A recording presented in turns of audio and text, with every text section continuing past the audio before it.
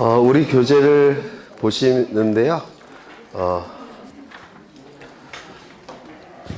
책이 너무 두꺼워서 요약집 만들었는데요. 보통 이제 요약집 하는 학원도 있고 안 하는 학원도 있는데, 우리 공시법령은 요약집이 아까 원고를 보니까 130페이지 정도 되는 것 같아요. 양이 많지는 않죠. 네. 그럼 요약집 갖고 되느냐? 돼요, 사실은.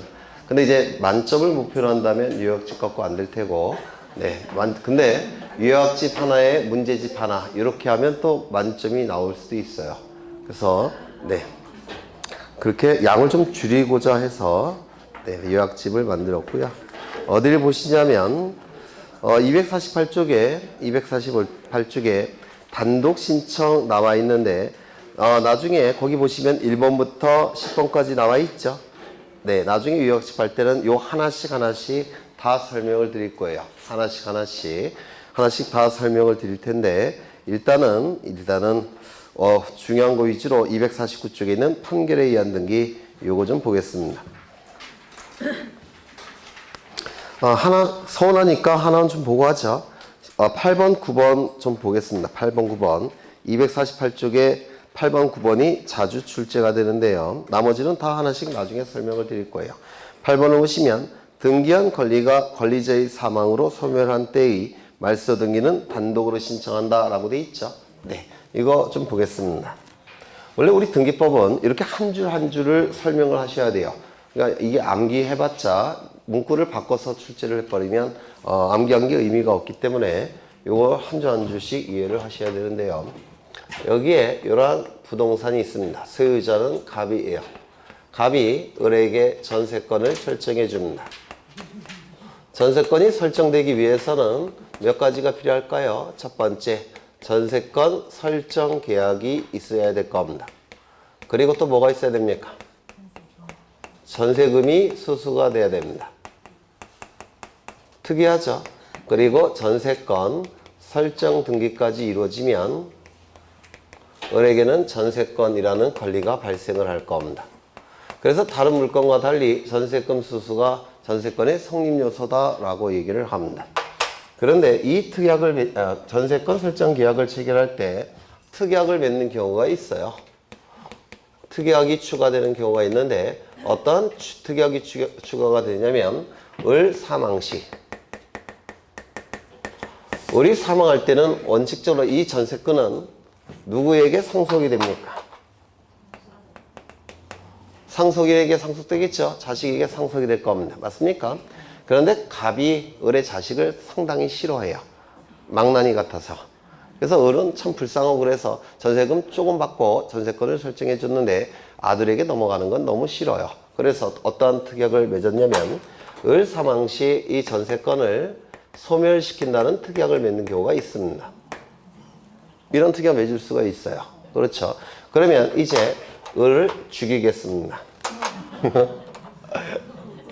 을을 죽이게 되면 전세권 어떻게 됩니까? 특약에 의해서 소멸이 될 겁니다. 맞습니까? 그러면 전세권이 소멸되었으니까 이 등기 어떻게 돼야 될까요? 말소가 돼야 되겠죠. 이 등기가 말소됨으로 인해서 이익이 발생한 자는 누굽니까? 갑 등기 관리자. 불이익이 발생한 자는 누구겠습니까? 을 등기 의무자. 그래서 등기소에 가서 말소 등기를 공동으로 신청해야 되겠죠. 맞습니까? 그런데 을은 존재합니까? 존재하지 않습니까? 존재하지 않습니다. 따라서 을은 신청할 수 없을 테고 요 단독 신청이 가능합니다. 요거 하나 기억해 두시고요. 그 다음에 9번도 시험에 잘 나오니까 하나 보겠습니다. 여기에 이러한 부동산이 있고 소유자는 갑입니다. 갑이 소유자인데 갑이 을에게 전세권을 설정해 줍니다. 이 전세권이 설정되기 위해선 전세권 설정 계약이 있어야 되고, 특이하게 뭐도 수수돼야 된다고요? 전세금이 수수돼야 돼요. 전세금이 수수되지 않으면 전세권이 설정되지 않습니다. 그리고 전세권 설정 등기도 실행이 될 겁니다. 전세권 설정 등기도 실행이 될 겁니다. 그러면 을은 전세권을 취득하게 될 겁니다. 그렇겠죠? 네. 그런데 이 존속기간 설정계약에서 정한 존속기간이 종료가 됩니다. 존속기간이 종료가 되면 이 전세권 어떻게 됩니까? 네? 민법에서 하셨겠죠? 전세기간이 종료가 되면 전세권은 어떻게 됩니까? 소멸이 될 겁니다. 전세권이 소멸되었다면 이 등기는 어떻게 될까요? 네? 말소돼야 되겠죠? 맞습니까? 그럼 이 등기가 말소됨으로 인해서 이익이 발생한 자는 누굽니까? 등기권리자. 불이익이 발생한 자는 누굽니까? 을이 될 겁니다. 등기의무자.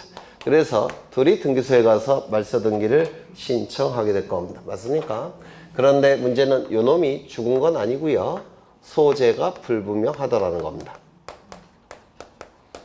어딘가 사라졌다는 겁니다. 그러면 말소 신청할 수 없겠죠? 네. 등기는 말소 등기를 이렇게 신청해야 되는데 말소 신청이 허용되지 않을 겁니다. 왜? 사라졌으니까. 그러면 어떻게 해야 되냐면 요 등기 권리자 갑은 법원에 공시채고를 신청합니다. 이 공시채고라는 건 뭐냐면 법원 게시판을 통해서 채고하는 겁니다. 채고가 뭔지는 민법에서 하셨죠? 네. 법원 게시판을 통해서 공적으로 채고하는 것을 공시채고라고 불러요. 그래서 법원 게시판에다가 언제까지 나타나라고 알리는 겁니다. 이를 공시채고라고 불러요. 그 다음에 동시에 공시채고를 신청하면서 채권 판결이라는 걸 신청합니다. 이 채권 판결이라는 건 뭐냐면 권리를 제거시키는 판결이라는 뜻이에요. 채권 판결이라고 부릅니다. 이 채권 판결은 아주 금방 나옵니다. 승소한, 이따가 보실 텐데 승소한 등기 권리자, 승소한 등기 의무자는 판결서를 가지고 등기 신청할 수 있죠. 맞습니까? 그 판결은 시간이 많이 걸려요. 그건 내용을 판단하는 판결이기 때문에 그렇습니다. 그런데 이 채권 판결이라는 것은 공시채고 기간 내에 나타나지 않으면 그장 판결이 나옵니다. 이건 내용에 관한 판결은 아니고요. 형식에 관한 판결이라고 해서 금방 판결서가 나옵니다. 그러면 법원에서는 뭘 해야 될까요? 먼저 공시채고 하겠죠. 법원 게시판을 통해서 빨리 나오라고 공시채고를 합니다. 그 기간 동안에 을이 나타나지 않게 되면 뭘 해야 될까요? 채권 판결을 하게 됩니다. 그럼 이 판결서를 가지고 이 갑은 단독으로 신청할 수 있다라고 얘기를 합니다.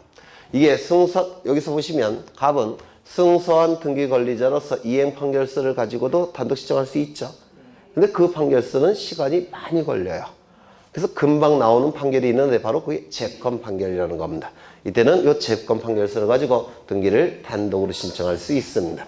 그러면 이해가 되셨다면 이제 8번, 9번을 읽어보시면서 이걸 암기하려고 노력하시는 거예요. 그러면 8번을 보시면 등기된 권리가 권리자의 사망으로 소멸된 때는 말소등기 단독으로 신청할 수가 있습니다. 특이하게 권리소멸 약정에 의해서 그렇습니다. 이걸 권리소멸의 약정이라고 불러요. 이걸 뭐라고 부르냐면 권리소멸의 약정이라고 부릅니다. 우리 책에 너무 간략하게 나와 있는데요. 권리소멸의 약정에 의한 말소등기를 얘기하는 겁니다.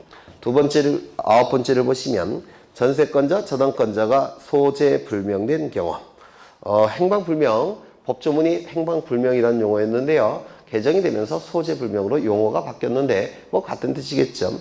소재불명된 경우 채권 판결에 의해서 전세권이나 저당권의 말소등기는 단독으로 신청할 수 있다라고 얘기를 합니다. 나머지 것들은 요약집을 통해서 하나씩 또한 설명을 드릴 겁니다.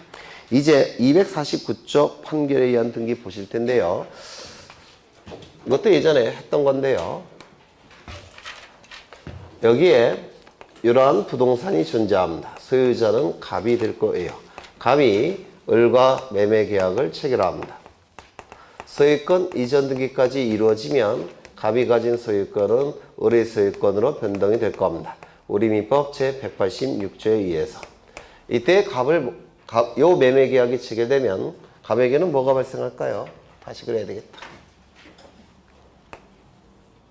갑일과 매매 계약을 체결하면 요 갑에게는 소유권 이전 등기 의무가 발생하죠. 을에게는 소유권 이전 등기 청구권